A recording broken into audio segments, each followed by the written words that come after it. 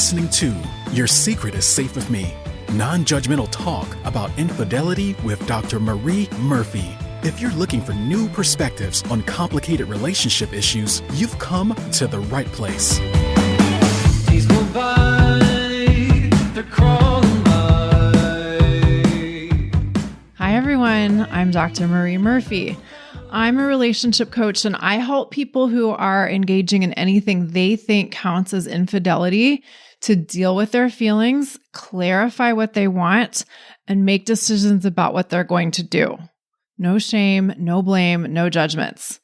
If you're ready to begin resolving your infidelity situation in a way that's truly right for you, let's work together. You can schedule an introductory coaching session with me through my website, mariemurphyphd.com.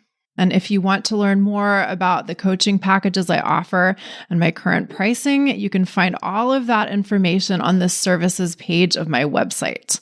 I look forward to working with you.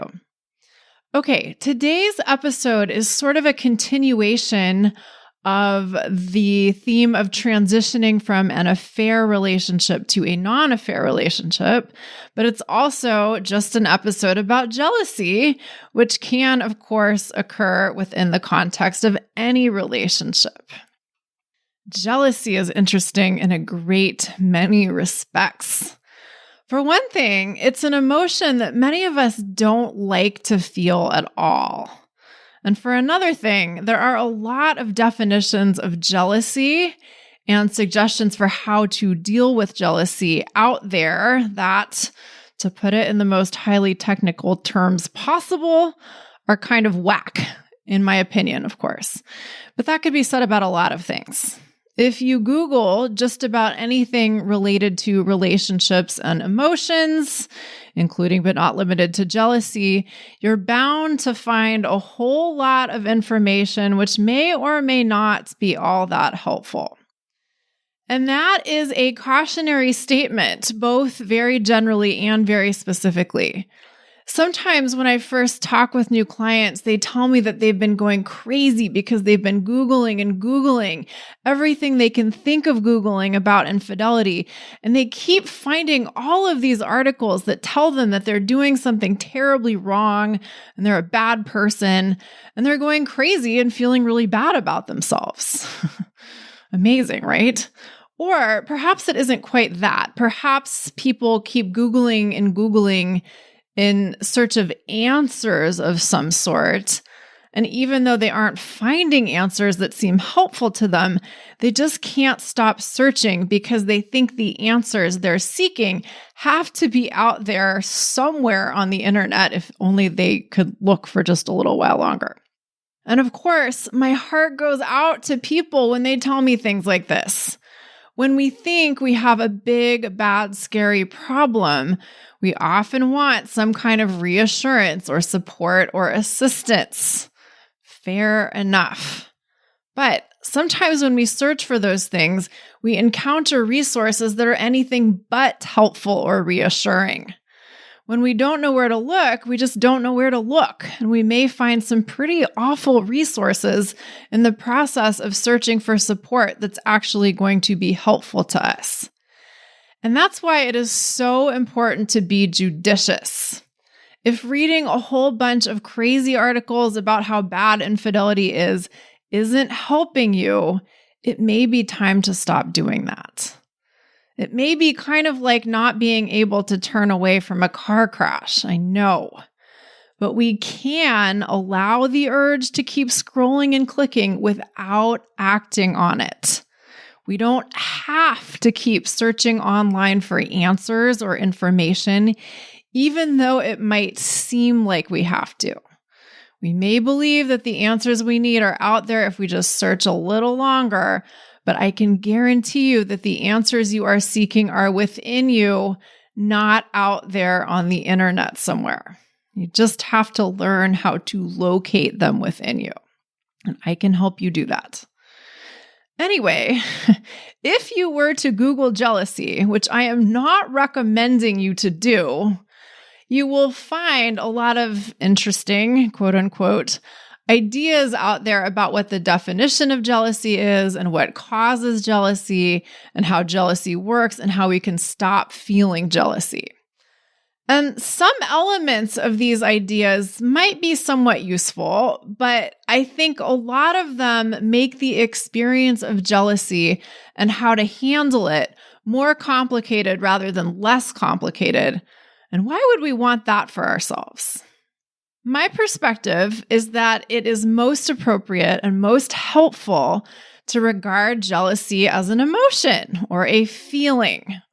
And the definition of feelings or emotions that I operate from is that they are sensations in our body which are generated by our thinking. The internet, or some of the perspectives that can be found on the internet, like to say that jealousy is actually a combination of emotions, but I don't agree with this. We may experience multiple emotions in close proximity to one another, but an emotion is an emotion. Jealousy is jealousy. It isn't jealousy and anger, or jealousy and fear, or jealousy and helplessness. No, jealousy is jealousy, anger is anger, helplessness is helplessness, fear is fear. We may experience these emotions as occurring close together, for sure. But if we want to learn how to relate to our emotions in a simpler way, it is very helpful to view them as distinct. And just like all of our other emotions, jealousy is generated by our thinking. We tend to think that our circumstances create our feelings, but they don't. We tend to think that things happening in our lives make us feel whatever it is we feel, but that's not how it works. Our thinking about our circumstances creates our feelings, not the circumstances in and of themselves. So, in other words, your partner talking to some attractive person at a party does not make you jealous. There is not a direct causal relationship between their actions and your emotions. It's what you think about them talking to an attractive person at a party that determines your feelings. If you think they might want to run off with them, right? If you think your partner wants to go have a relationship with an attractive person they're talking to at the party, you may well feel jealous. If, on the other hand, you think it looks like your partner is having an interesting conversation with someone, you might feel mildly pleased. If you think your partner is probably talking to their interlocutor about how amazing you are and how much they love their relationship with you, you might feel elated, right? Depends on your thought about the circumstances. The feeling of jealousy usually comes from thinking something to the effect of something we care about or value could be taken away from us and enjoyed by someone else, or thinking that something that we like having is threatened by someone or something else. Some people think of jealousy as a feeling that comes from wanting something that someone else has, but others would say that that isn't actually jealousy, it's envy. I want to suggest that in practice, the distinctions between jealousy and envy can get blurry in the way that people experience these feelings and think about these feelings. A lot of people experience jealousy and envy to be very similar, or even think of their experiences of jealousy and envy as being one and the same. So I'm not going to try to adjudicate that for today. Those distinctions may be important in some contexts, but for today, I'm not going to split hairs on the jealousy versus envy question. So again, to reiterate, the feeling that we know is jealousy usually comes from thinking that something we care about or value or enjoy could be taken away from us and enjoyed by someone else, or something along those lines. And a lot of people have these kinds of thoughts in relation to their romantic relationship or romantic relationships for all kinds of reasons, whether or not infidelity has been a known factor in their particular relationship. Now, before I say anything else, I want to emphasize, I want to make very clear that jealousy is a normal human emotion. And I'm using the word normal lightly, as I always do. I don't love the word normal, but if we were to say that there is a spectrum of human emotions that are commonly experienced, jealousy is certainly one of those, right? We have done ourselves a great disservice by collectively valorizing a certain set of human emotions and pathologizing another set of human emotions. But no human emotion is inherently bad or good for that matter. What we do from certain emotional states may get a bad reputation, but that doesn't mean the emotion itself is a problem. For example, I would be the first person to say that stalking behaviors ought to be considered problematic. When we're feeling jealous and we respond to jealousy by stalking someone or doing the things that we consider stalking, that might not be something we want to keep doing, and B, is something that we as a society have, rightfully, in my opinion, decided is problematic and illegal, right? But just because people sometimes do things like stalk the object of their affections when they're feeling jealous, doesn't mean that jealousy as an emotion is categorically bad, or is a feeling that we should try to avoid feeling or should deny feeling if we do feel it. When we really value a relationship, when we really want to keep a relationship going in a particular way, we may kind of fear the loss of that relationship or really fear the loss of that relationship. We may think something along the lines of, this is a really good thing I've got going with this person and I don't know what I'd do without it. Or we might think something kind of like, well, this seems so good. It might be too good to be true. So I'd better be on the lookout for signs of danger so I'm prepared for the worst. Sometimes we assume that the other shoe is going to drop, and we put ourselves on high alert for signs that that's happening or is going to happen. And if we're thinking these kinds of things, if we're thinking along these lines, our brains may be on the lookout for potential threats to our relationship or relationships, and may also be very preoccupied with attempting to figure out ways to defuse these supposed threats. And if we're in this mode of thinking, we may easily start to believe that anyone is a potential threat to our relationship. We could get the idea in our head that our partner is going to run off with the next attractive person they see, or the next unattractive person they might see, who knows, right?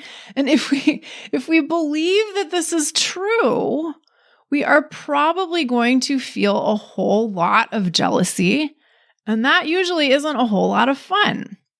This can work many ways, of course. These kinds of thoughts can have many very specific manifestations in our lives, but here is one example of how jealousy can arise in a relationship that has transitioned from an affair relationship into a non-affair relationship.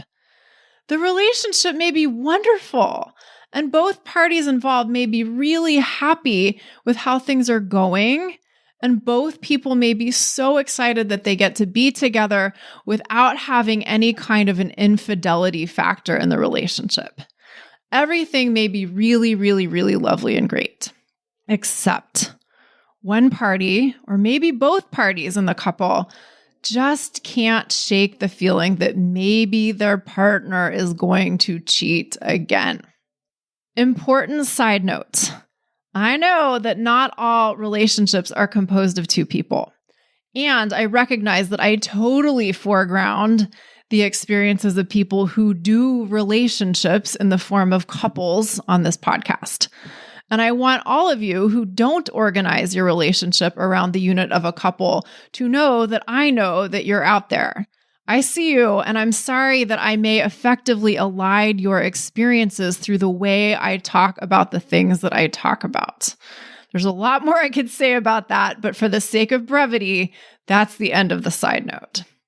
To continue with what I was saying, it may seem really logical to believe that because your relationship with your partner, who is your former affair partner, started out with infidelity being a factor, your partner could cheat on you again, right? Or cheat on you at all. They've done it before in some capacity, so they could cheat again. And of course, some people are convinced that not only could their partner cheat again, it is likely that their partner will cheat again since they've done it before. We think that history is this really meaningful precedent, right?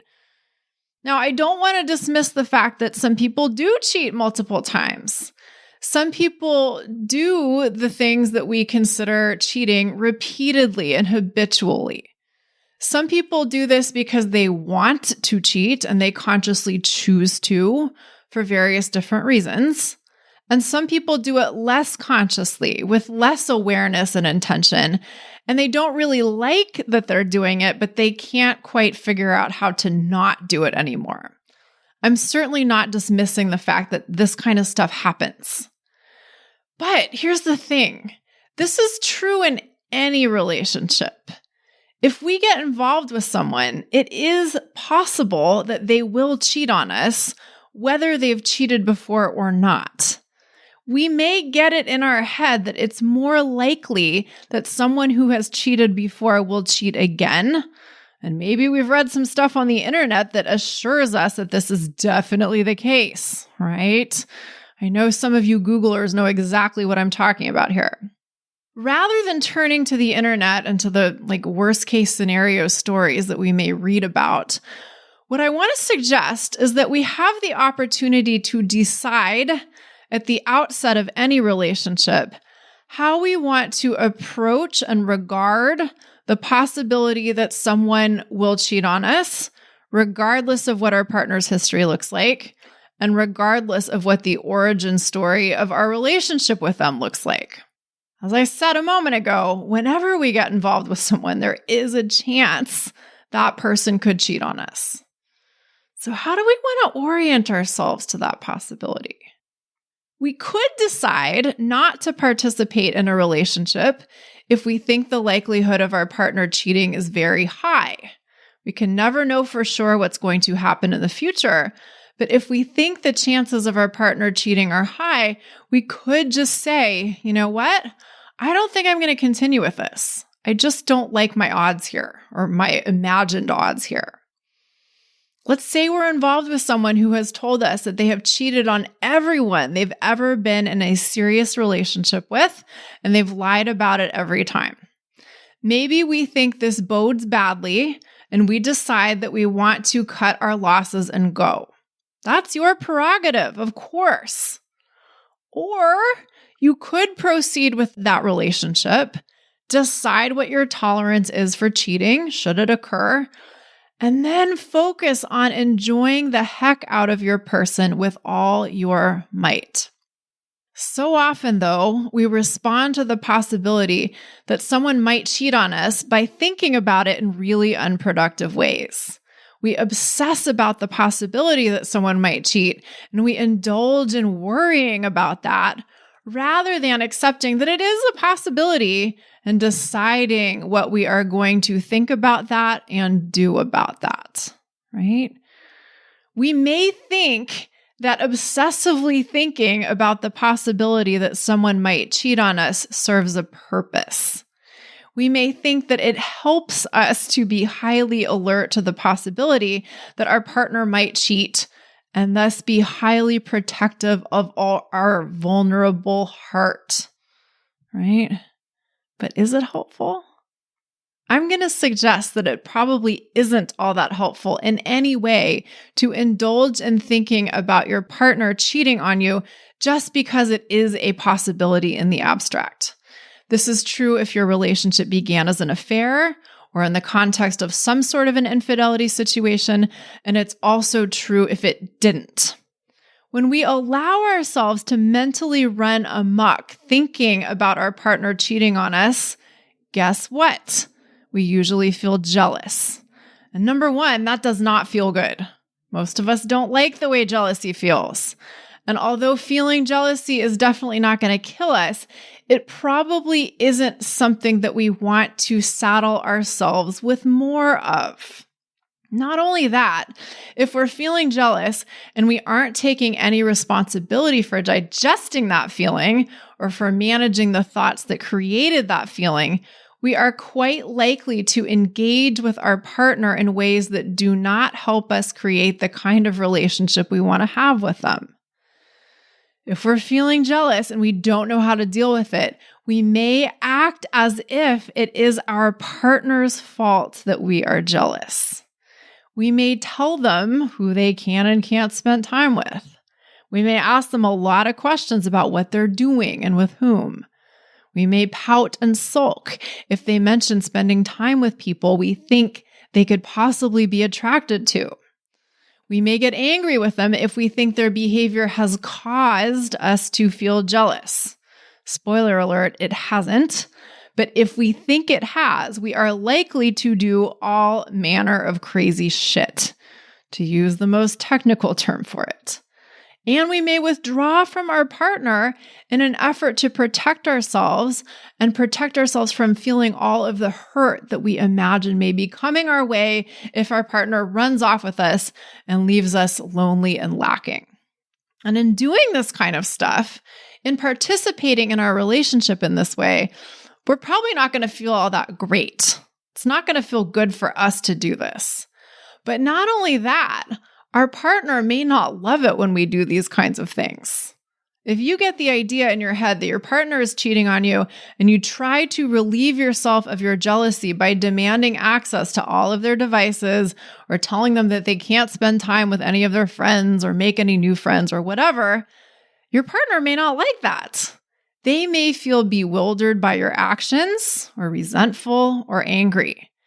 And they may act upon those feelings in ways that you don't particularly like, and then we're off to the races and a tragic dynamic is born. Even when two people love each other so much, a relationship can easily be shot in the foot when one or both parties don't know how to deal with their jealousy. So what's the solution here? How can we embrace the fact that jealousy happens and deal with it in a way that doesn't totally derail us from creating the kind of relationships we want to have? The first thing we've got to do is recognize that it is our thinking, not our partner's behavior in the past, the present, or the future that creates our jealousy. No one makes us feel jealous. Even if our partner has a history of cheating or has a habit of engaging in what we consider flirtatious behavior, it is not their past or current behavior that makes us feel how we feel. It's what we think about their behavior that matters.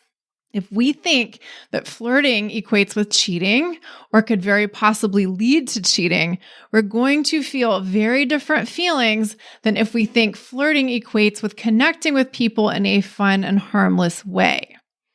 Now, you have every right to not like it if your partner has a flirtatious streak, and I'll say more about that in a moment, but it is your thoughts about them doing whatever it is they're doing that create your jealousy, not the objective facts of their behavior. So your job is to take responsibility for what you are thinking. That doesn't mean you have to change your thinking, but you do have to own it. The second thing we've got to do is be willing to feel jealousy. Sorry, I don't love the feeling of jealousy myself, but as I said earlier, it is a normally occurring human emotion, and it's something that all of us are eligible to feel.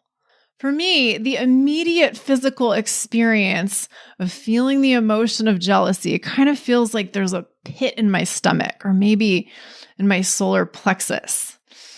And my heart rate speeds up and it feels harder to breathe. Ugh, it's totally yucky. I'm going there like just in my imagination right now. I'm simulating like the feeling of jealousy and my body is responding and it doesn't feel great. But here's the thing with feelings.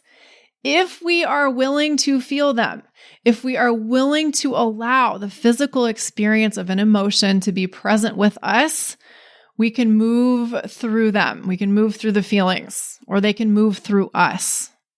And if we can do this, we don't have to react to our feelings in the same way.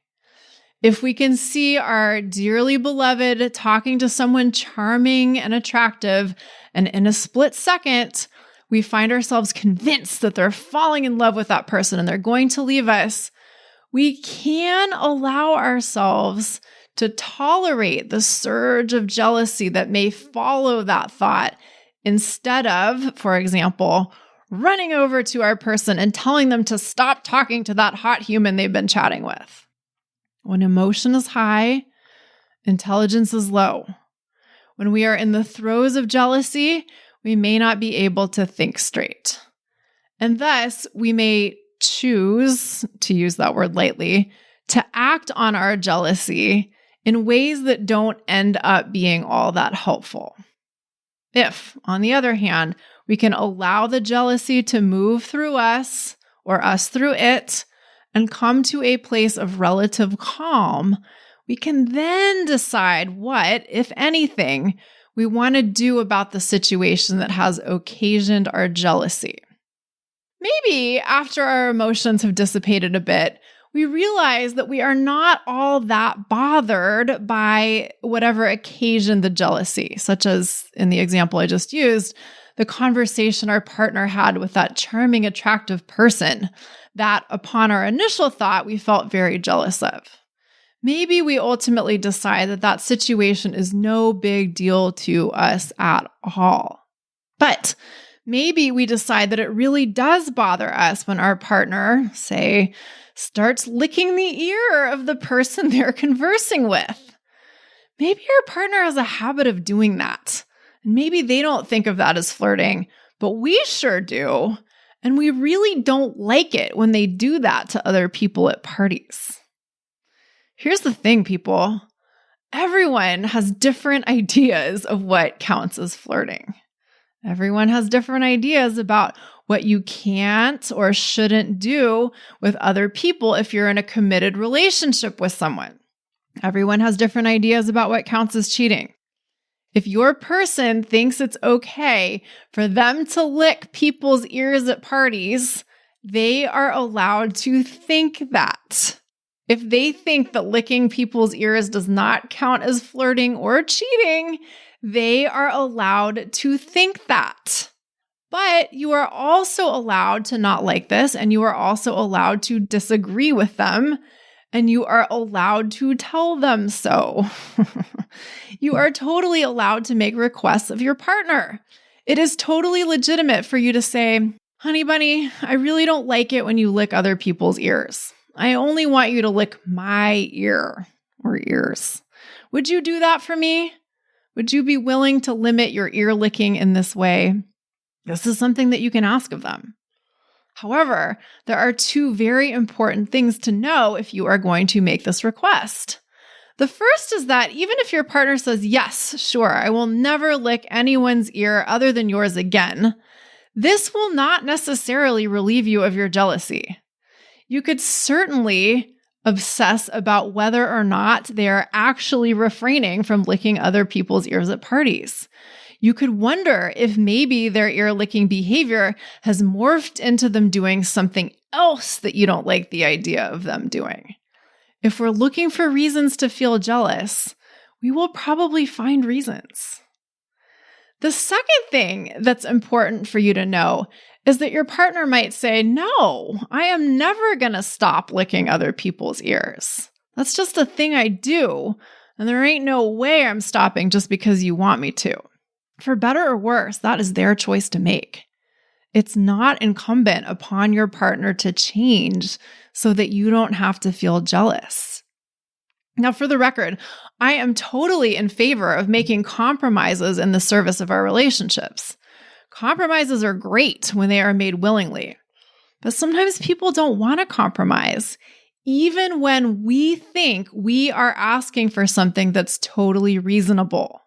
And then we get to choose. Do we want to change our thinking or do we want to change our circumstances? If we don't want to be with someone who licks other people's ears, we can leave our relationship with the ear licker. But if we really, really, really love our ear-licking partner and they are not amenable to our request for a behavior modification on their part, we might want to explore the possibility of thinking about their behavior differently so that it doesn't have to be such a big problem for us. Or we can change our thinking about our jealousy. Maybe they lick other people's ears and we don't like it, and we feel totally jealous every time we see them do it. But we might decide that our experience of feeling jealousy isn't going to be that big of a deal for us anymore. We might decide that we're going to orient ourselves to our jealousy in a radically different way. Sometimes we think that jealousy needs to go away in order for us to feel okay in our relationship. That's only true if we let it be, which we often do. We often let jealousy get in the way of feeling okay in our relationship and from enjoying all of the great things about the relationship. Jealousy doesn't have to be a big problem. If we can take responsibility for it and learn how to handle it effectively, it doesn't have to be that big of a deal. If we can clean up our thinking, we can experience less jealousy. And if we can learn how to handle the immediate experience of the emotion of jealousy, we can tolerate it when it does arise, which it certainly may. Okay, there's one other really important point I want to make here, and that is just because someone has cheated in the past, whether it's one time or many times, does not mean they will cheat in the future. I don't care how many studies out there have proven that people who have a history of cheating will cheat again. I don't care how many articles out there tell you that that is guaranteed to be true. It's not. People are able to make changes in their lives, right? There are plenty of people in this world who decide at some point that they want to do things very differently than the way they've done them in the past. And this includes making changes in how we engage in our romantic and sexual behaviors. Here's an analogy for you. Sometimes, we go for a number of years or maybe decades really enjoying fast food and really enjoying cheap beer and really enjoying smoking cigarettes and really enjoying sitting on the couch and watching television. And this may be fine for us for a while, right? Other people might not like it. Other people might tell us we have to change, but we may be just fine with it. But then one day we eat a delicious salad and we take a walk around the block and we drink a whole bunch of water and we feel amazing. And we think to ourselves, you know what? I don't want to eat junk food anymore. I don't want to drink that shitty beer anymore. I want to start eating things that make my body feel amazing. I want to start exercising. I want to do things differently. People can and do make these kinds of changes, and they can and do stick with these kinds of changes. Right? We tend to think that people by definition are going to revert back to their old behaviors because they just can't help themselves. And that doesn't have to be the case. And it certainly isn't always the case. As I said earlier, yes, sometimes people do cheat habitually. Sometimes people do continue to cheat. This is true. But it's also true that people don't cheat forever or don't cheat again. It doesn't have to be a lifetime commitment. This is very important to keep in mind. Okay, I know there's a lot more we could say about jealousy, and I know that dealing with our own experiences of jealousy can be exquisitely uncomfortable and perhaps seemingly very confounding. So if you want my help finding relief from the jealousy that's plaguing you, let's work together. The first step is to schedule an introductory coaching session with me, which you can do through my website, mariemurphyphd.com. I offer confidential, compassionate coaching via Zoom, which means we can work together no matter where you're located. All right, everyone. Thank you all so much for listening. Have a great week. Bye for now. Thanks for listening to Your Secret is Safe with Me with Dr. Marie Murphy. Make sure to click subscribe to get updates on our latest episodes.